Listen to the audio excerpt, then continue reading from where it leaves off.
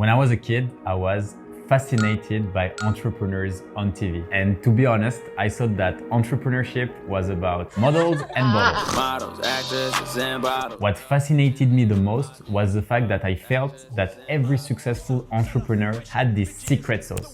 In this video, I will explain what are the 3 lies that you should not believe from rich and successful people. But in the meantime, if you really want to be successful, subscribe to the channel. A French entrepreneur, the CEO of Lemlist, Un entrepreneur pas comme Guillaume, les autres. these guys have grown from nothing. You're like getting to crazy numbers. while remaining bootstrapped and profitable. 150 million. Hey, Jay.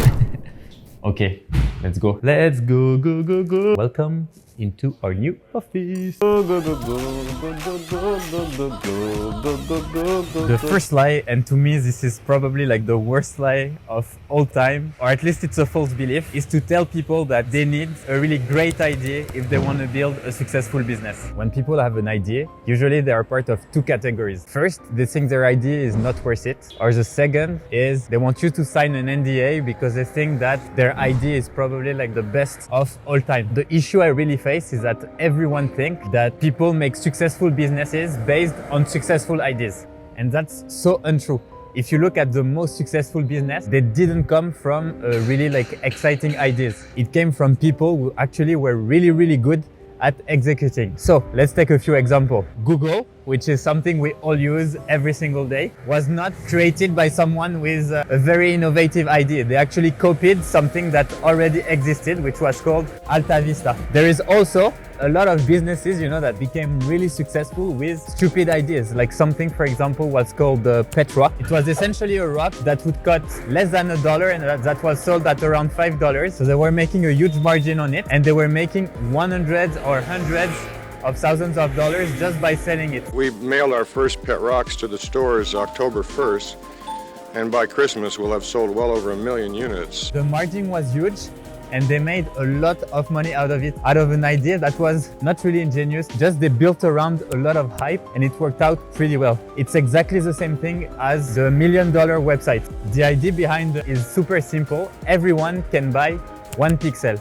Each pixel costs $1 and there is 1 million pixels on the website. So people could actually put their logo on a website and each pixel costs like $1. So they made like $1 million out of this website without like a crazy idea. In the end, always keep in mind that execution matters the most. Your ideas needs to be shared. So don't force people to sign NDA if you feel like you have a really good idea, because in the end, what will matter is how exactly do you execute your idea and how you can become better than competition. And you're probably wondering why would successful and rich people will tell you that you need a really like excellent idea in order to succeed. Usually entrepreneurs, have built amazing businesses, etc. If you tell them that their idea is pretty worthless or shit, obviously, they're not gonna be super happy about it. So by telling this lie and spreading this lie, it puts the entrepreneur as kind of like a rock star who would get like a crazy idea or very innovative idea that will allow people to be different and win like a lot of different things.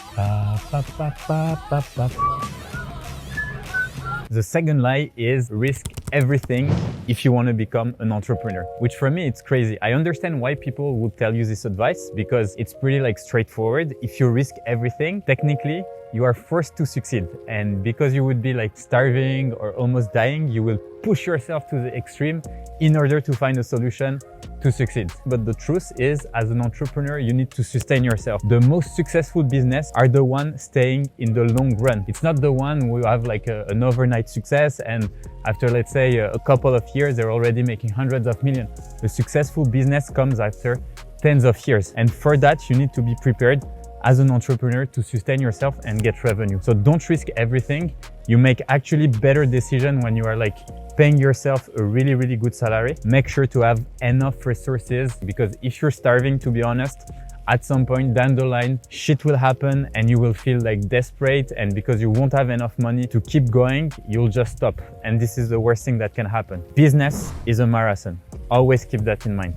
And you're probably wondering, why would people tell you these things? Well, again, it makes you feel about yourself. If you say that to become a successful entrepreneur, you need to really grind hard and be desperate and almost die, etc., it makes entrepreneurs like superheroes. But in the end, it's not the case. On est dans un endroit très joli. très sympathique et ma coupe, c'est n'importe quoi aujourd'hui.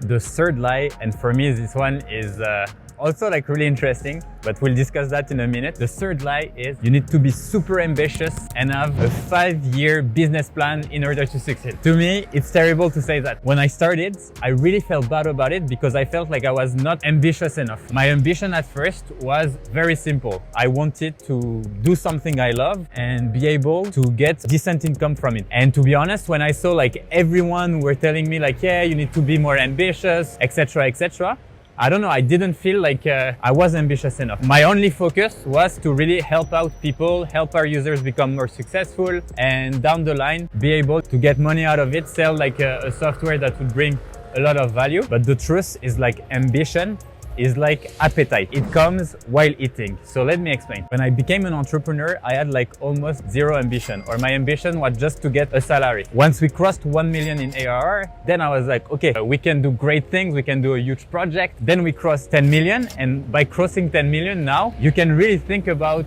what's coming next. And what's coming next is how do we get to $100 million, cross the unicorn statue and do even greater things. To me, it always comes down to the same thing. You need to build small goals in order to achieve great things. Obviously, like ambition will really like push you, etc. But to be really ambitious, you need to be confident.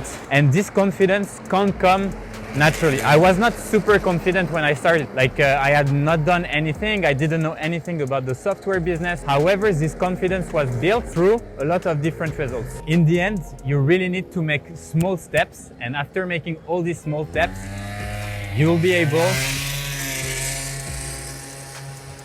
Okay. After each small steps, you'll be able to achieve greater things. But don't feel bad about it. Like a successful business comes over time. It's a marathon, not a sprint, and it's fine that your ambition is not high at first because it will build up.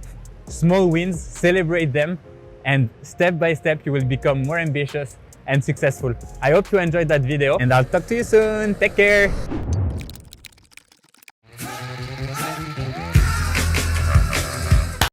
Bienvenue aux colonnes de Buren.